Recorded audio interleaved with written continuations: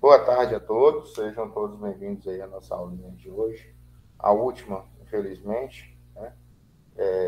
Quero agradecer a todos pela presença, pelo bimestre aí. Só lembrando, os cards, mais uma vez, novamente, de novo, né? Eu preciso visualizá-los antes de postar. Essa semana eu estou extremamente corrido. Mas no início da semana que vem, eu tenho provavelmente até quarta-feira para lançar o exame final. E aí no início da semana, segunda-feira no máximo aí, eu estou corrigindo os cards e enviando novamente para postagem. Bom? Tá certo. Beleza. Bem, pessoal, vamos dar início aí na aula de hoje, né, sobre uma das etapas muito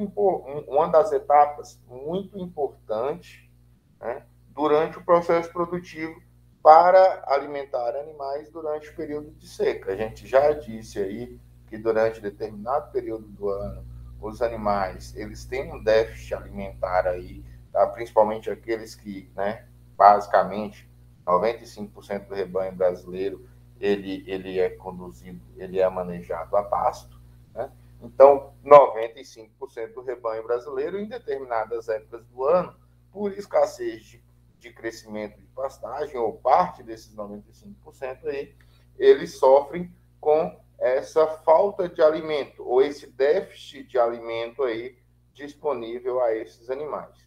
Uma das alternativas, a gente já disse, são várias alternativas, perdão, que nós dissemos aí nas aulas passadas, nós falamos das capineiras, né, que podem ser utilizadas, aí nós temos capineira de capim-açu, capineira de... Hoje em dia está se usando bastante o capim-açu, né? Tem bons resultados, boa produtividade, é um capim, logicamente, extremamente exigente, mas com boas produtividades aí, esperado diante desse material. Dois outros materiais excelentes aí para serem utilizados como alimentos para suplementação na época seca do ano, nós temos a cana, nós temos oh, meu Deus do céu, o capim-elefante, que também é um excelente material, ou que também são excelentes materiais aí para suplementação desses animais ao coxo, né? Então, com grandes produtividades, mais interessante, né, que os três são materiais de qualidade nutricional bastante elevada. Entre esses três, a cana ela tem uma menor qualidade nutricional, tá? A família dos acharam, né? Nós temos o andropógon, que é o capinha-açu, e nós temos um periceto, que é aí o capim-elefante, tá?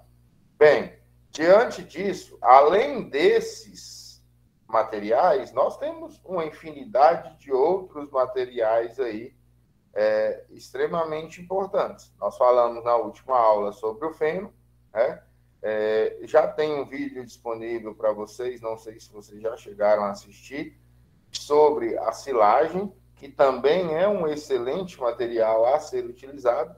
E hoje nós vamos falar sobre como dimensionar, né, um silo, que é o local, como vocês sabem, é o local onde essa silagem ela será armazenada, processada ali, para posteriormente ser oferecida aí aos animais, né, para o seu consumo.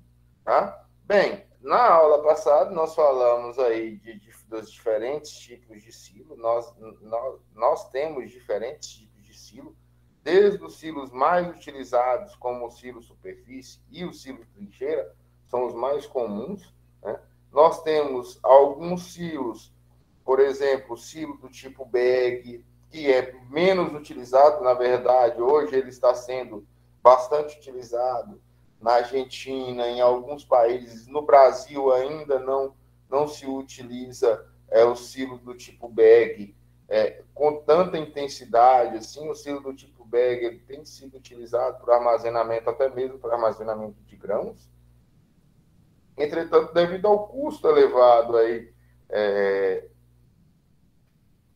o custo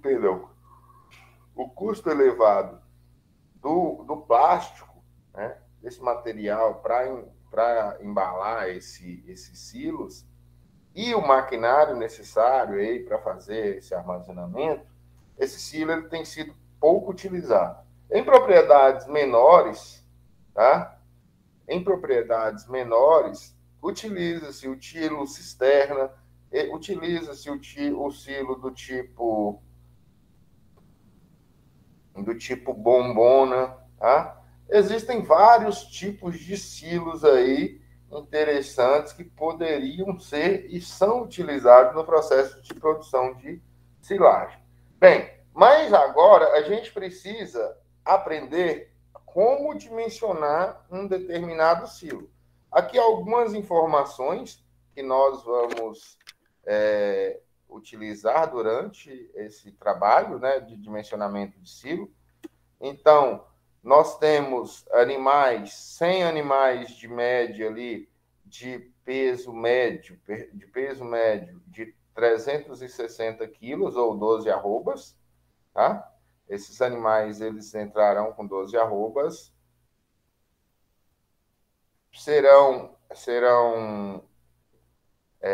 permanecerão ali em 9 piquetes, são 100 animais por piquete, tá? Então, nós temos 900 animais aí dentro desse meu confinamento. E esses animais, eles ficarão confinados por 115 dias com consumo médio, consumo de matéria seca diário de 2,5% do peso corporal por dia. Então, um animal que ele consome 367, um animal de 360 quilos, ele vai consumir 2,5% do seu peso corporal ali por dia por dia de confinamento. Outras informações que a gente precisa saber. Vocês querem anotar essas informações?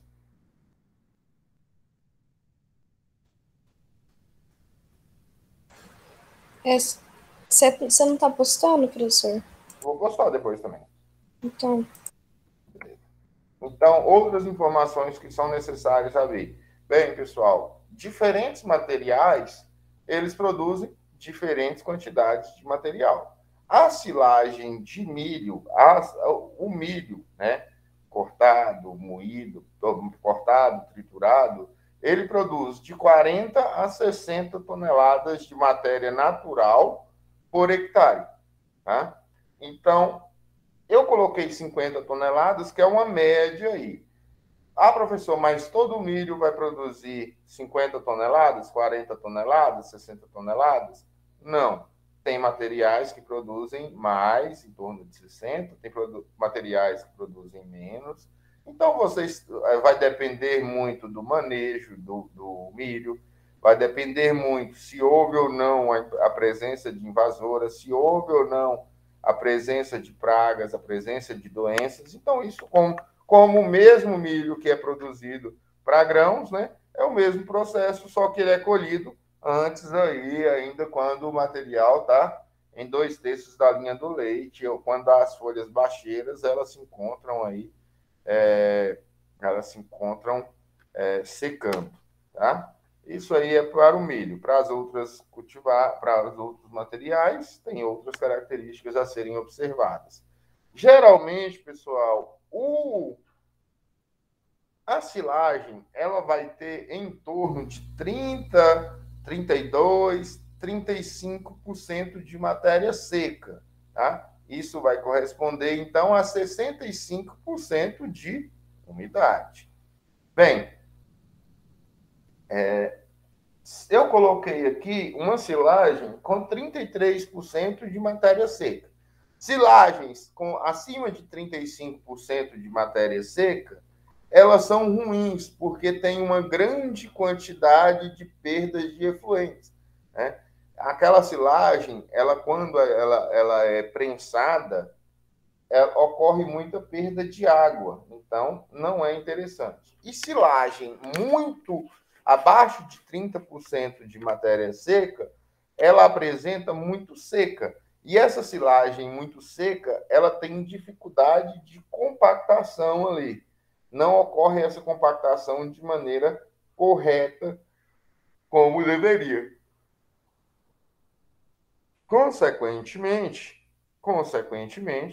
né, esse material ele acaba tendo dificuldades ali durante o processo de conservação. Então, esses fatores eles devem ser observados durante o processo de produção aí do seu material que você está ensilando, tá? A densidade varia muito. A densidade, pessoal, é a quantidade de matéria seca ou quilos de matéria natural, perdão, por metro cúbico, né? Então, eu vou prensar o material dentro de um silo e dentro daquele metro cúbico vai caber quanto de matéria seca? Depende muito do tipo de silo que eu estou trabalhando. Silos trincheira, por exemplo, que é aquele segundo exemplo que a gente deu, nós conseguimos ali uma compactação melhor que os silos superfície. O silo superfície, nós temos uma compactação em torno de 600, uma boa compactação ali, de 600, 650 até 480 quilos de matéria natural por metro cúbico. Os silos trincheira, a gente consegue até 800, 750 quilos por metro cúbico ali de material. Tá? Então, a compactação no silo trincheira, ela é melhor. Então, eu sei que se eu tenho uma densidade aqui, a densidade escolhida aqui foi de 600 quilos de matéria natural por metro cúbico, ou então 0,6 toneladas de matéria natural por metro cúbico, que é a mesma coisa. Bem, a dieta que esses animais eles vão consumir, e isso vocês já sabem, já viram falar isso lá em nutrição animal quando vocês fizeram, não sei com que professor, tá? Não sei se foi a professora Stephanie ou foi com a professora Fabiana. Enfim, nós temos uma dieta elaborada com a proporção 60-40 aí. 60 de volumoso, 40 de concentrado. Então, 60% do que esses animais vão comer por dia vai ser volumoso, do que eles precisam comer por dia é de volumoso, e 40% é de concentrado. Tranquilo até então? Sim. Tranquilo, professor. Bem, as perdas, pessoal, hoje em dia não. Durante o processo de produção de silagem, nós admitimos perdas de até 15% aí de material, do plantio até o servir desse material no coxo. Só que hoje, como a gente trabalha com níveis tecnológicos, com materiais mais avançados, com tecnologia mais avançada, hoje nós estamos admitindo perdas menores, 8%, 10%. Eu coloquei umas perdas de 15% aí, que são perdas reais que ocorrem no campo diariamente ali. Quando as pessoas fazem o dimensionamento, tem perdas em torno de 15% ali, tá bom? Isso ali são apenas algumas informações. Agora nós vamos para o dimensionamento do silo. Do silo, não. Primeiro, nós vamos calcular o consumo desses animais. Bem, o consumo individual é de 360 quilos vezes 2,8% do seu peso vivo. Se é de 360 quilos e ele vai consumir 2,8% do seu peso vivo, o consumo diário dele vai ser de 10,08 quilos de matéria seca por animal dia. Isso é o que o animal precisaria comer em quilos de matéria seca por dia ali para atingir ganho de peso desejado ali dentro do confinamento. Entretanto, esses animais, como a gente disse que a relação volumoso concentrado é de 60-40, então, desses 10 quilos aqui, ele só vai consumir 60% de volumoso. Então, 10,8 quilos, 60%, 6,05 quilos de matéria seca animal dia de volumoso, que vai corresponder à silagem, ok? Beleza. Bem, quando a gente fala, se a gente o consumo é 6,05 quilos de matéria seca, se a porcentagem de matéria seca é de 33% de matéria seca, como a gente disse anteriormente, então, de matéria natural, esse animal ele precisa consumir por dia cerca de 18,33 quilos de matéria natural de silagem por animal dia. Entendido?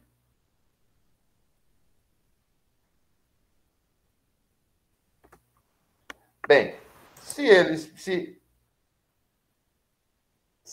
precisam consumir 18, um animal precisa comer 18,30. Alguém ia falar alguma coisa? Desculpa, não entendi. Não? Então, beleza. Se um animal precisa consumir 18,33 quilos de silagem por dia, são 900 animais, então nós precisamos 16.497 quilos de matéria natural de silagem por dia. Isso é a quantidade de silagem que a gente vai usar por dia. São 115 dias, né, que a gente disse, de confinamento. Então, se são 115 dias de confinamento, nós vamos considerar 16.497 vezes 115. 1 milhão, nós precisamos 1.897.155, aqui era uma vírgula. Não é uma vírgula, não. 155,00, logicamente, quilos de matéria natural de silagem. Ou seja,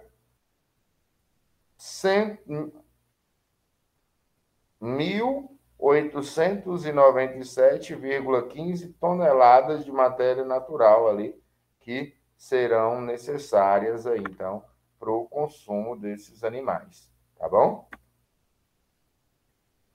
Bem, vamos entender as perdas, pessoal. Entendam essa questão das perdas. A gente admitiu que esses animais, essas perdas, elas podem ser durante a abertura do silo, durante o transporte, tá? Como é que ocorrem essas perdas? Eu fiz o silo, eu não compactei direito. Nessa camada superior desse silo aqui, há uma deposição há um aumento na composição de oxigênio. Então, algumas bactérias aeróbias, né? A silagem, lembrando que a silagem é produzida de maneira anaeróbia.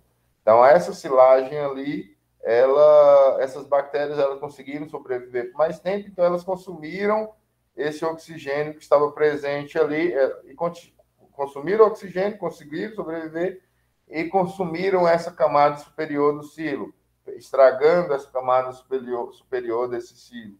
Tudo isso aí são questões que devem ser observadas durante o processo de ensilagem, tá? Bem,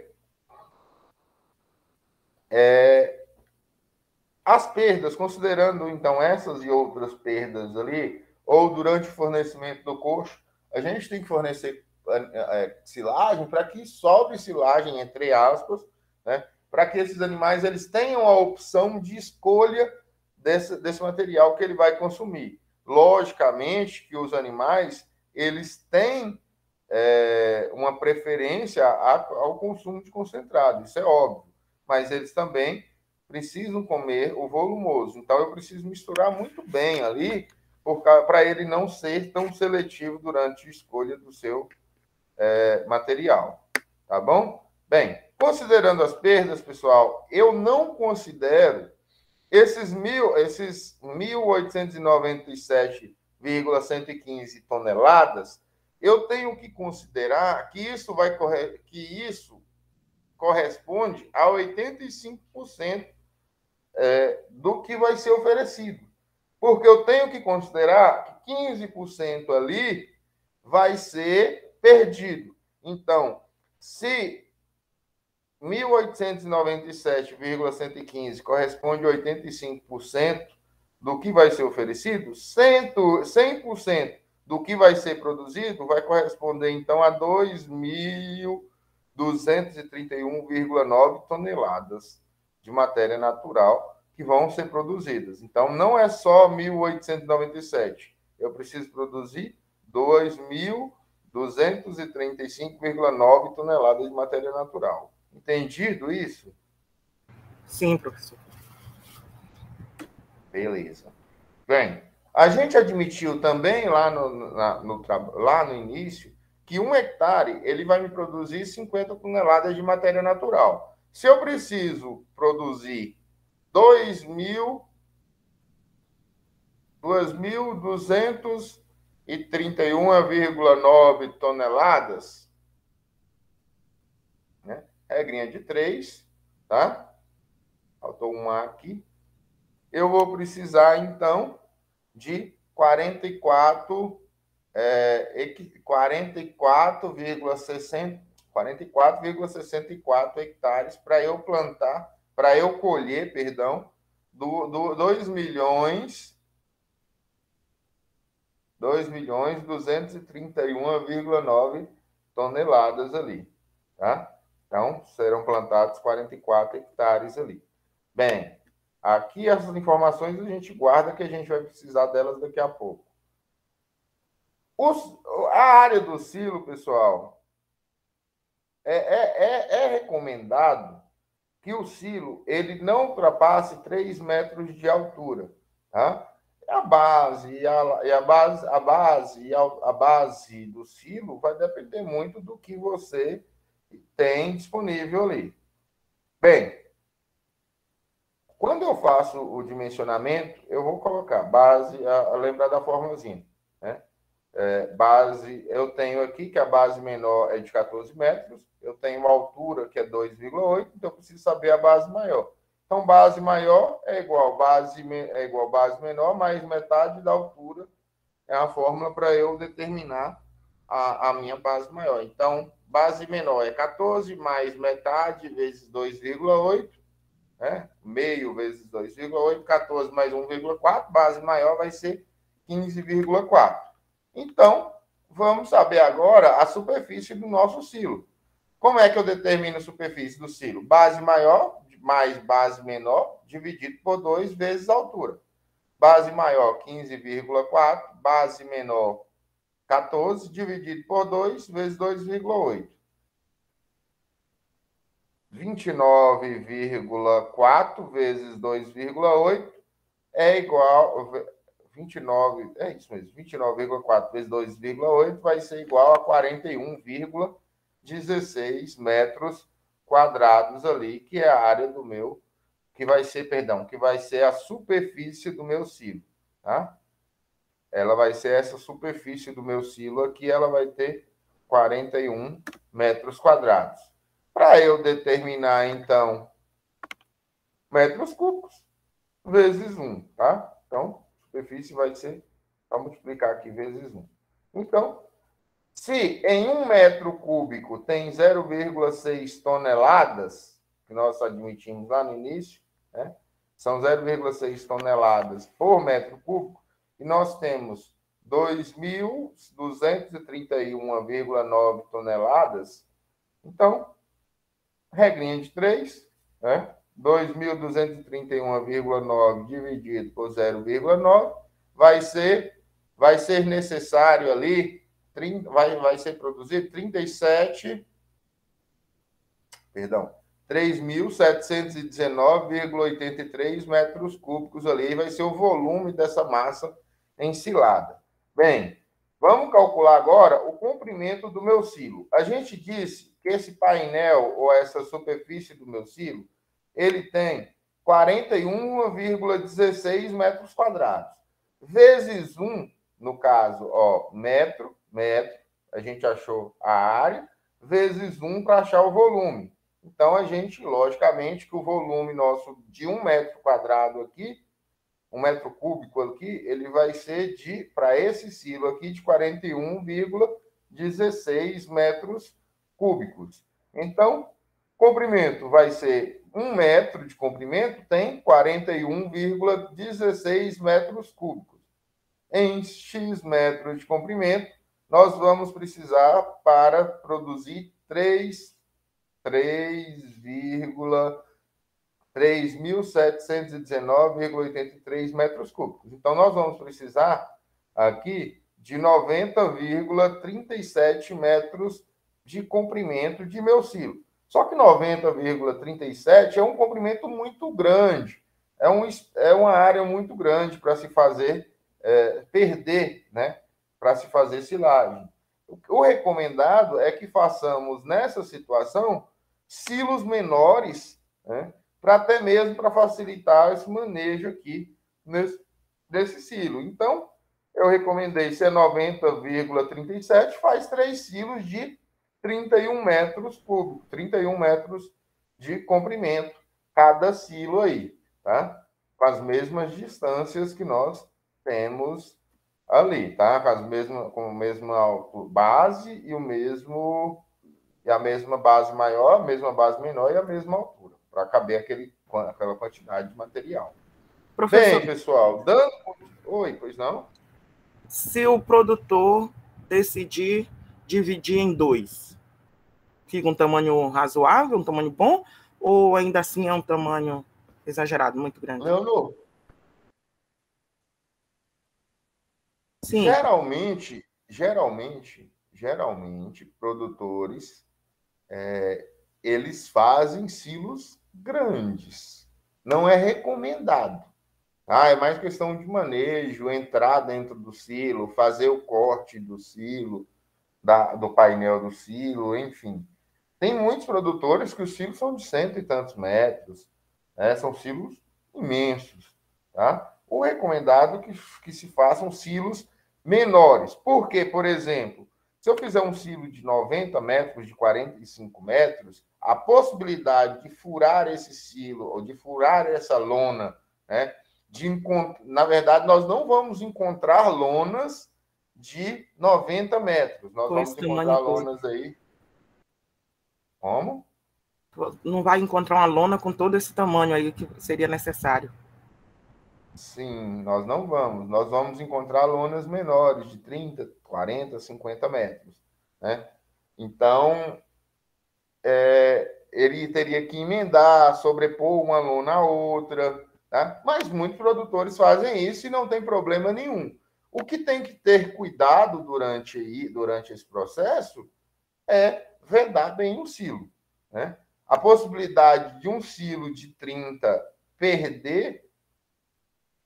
perdão, a situação, por exemplo, de um silo de 30 metros perder é muito menos drástica de que um silo de 90 metros perder. Então, eu posso, durante eu fazer um silo de 90 metros, logicamente seria muito melhor, né? Perdão, seria muito mais rápido, né? Preparar um silo só. Mas, por exemplo, vou dar uma situação. Eu abri um silo e vou servindo aos animais. Enquanto eu estou servindo esse silo a esses animais, os outros 2 silos eles estão fechados, sem sofrer processo de perdas mesmo ali, de ataque de micro-organismos, tá? Isso é uma das questões que devem ser observadas. Na verdade, são várias questões que devem ser observadas. Por isso que é sempre interessante fazer mais silos menores do que silos muito grandes. Nós não vamos ver isso na prática, tá? Deixa eu ver se eu... Daqui a pouco, quando acabar a aula, eu mando uns vídeos de alguns silos aí que um aluno meu ele está fazendo dentro da fazenda dele ali. Eu mandar para vocês